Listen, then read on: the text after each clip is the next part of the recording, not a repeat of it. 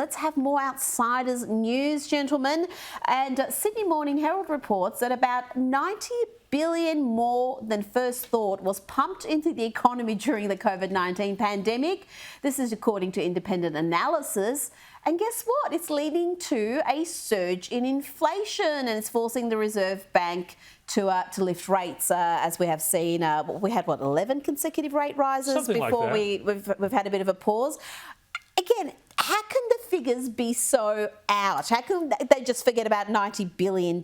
Well, and you got to remember remember what a bipartisan schmozzle this was when they were just pouring that money around. And you remember the day that Josh Frydenberg came out when he was treasurer and said, hey, guess what? Good news. We found out we actually, we saved $30 billion here. And the Labor Party was like, how could you not spend that extra $30 billion? Spend another $60 billion. And of course, we're sitting here on this desk going, hey, guys, if you keep, pouring all this money into the economy, you're going to have to pay for it at some point. Yeah. Well, of course, here we are. Everybody who's got a mortgage, everybody's paying an interest, anybody who's in anything interest rate sensitive, and by the way, that includes an awful lot of renters, is absolutely getting hosed because of this money that was poured into the economy. And, this is one of these things where the left believes in this sort of fairy tale economics where, they say, you just have to let the market do things and we'll have a market-based solution. But then, when you actually talk about what that market means, i.e. if you pump more money in that, each individual dollar becomes worth less, and therefore you need more of them, and it's inflation. Well, they say, oh, no, that doesn't exist. And now they want to keep doing that. This government has continued to pour fuel on that fire. I don't think there's been any real serious spending cuts either. So we are in a situation that we're going to continue to see this sort of inflation.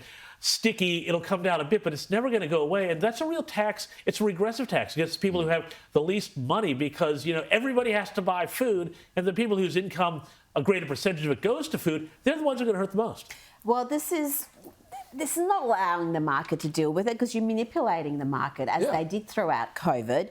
And this is economics 101. You learned this pretty early on that if you pump this money into the economy, there's all sorts of consequences that follow.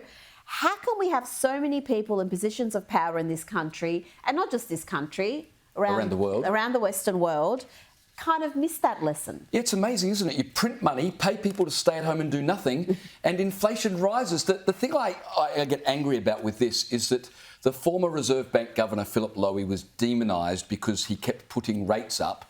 But we had bipartisan support with the Libs and the ALP for injecting money into the economy, an extra $90 billion, and he was made out to be the bad guy. He wasn't the cause of inflation. He was trying to deal with bad economic management from the political party. And by the way, James, can I just talk about another one of these problems here? I mean, there's so many things that are hangovers from the pandemic.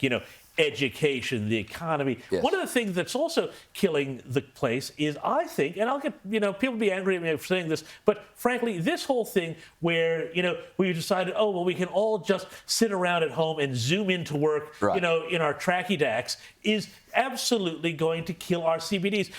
Rita, I was in Melbourne last week. And on Friday, I went around for a little wander around the CBD. I wasn't sure whether or not Melbourne now has a sister city relationship with San Francisco. We know they had one with Wuhan during the pandemic, but now, the dysfunction, the emptiness, nobody's going into work anymore. It's just, all of our CBDs, the vibrant areas that drive our country are just being killed off by these ridiculous work from home. I won't work Monday or Friday. I'll just come and do some stuff in, Tuesday or Wednesday. This is ridiculous. It's not a way to build an economy. It's not a way to have a civilized society, frankly. And those who want to do that, the long-term consequences, we keep talking about consequences on this program, is if you can do your work from home, guess what? There's probably someone who can do it in another country for about a fifth of the cost. And also, just be careful what you wish for. For all the young people out there who are watching, if you want to get ahead in your workplace, go into the office where your bosses are.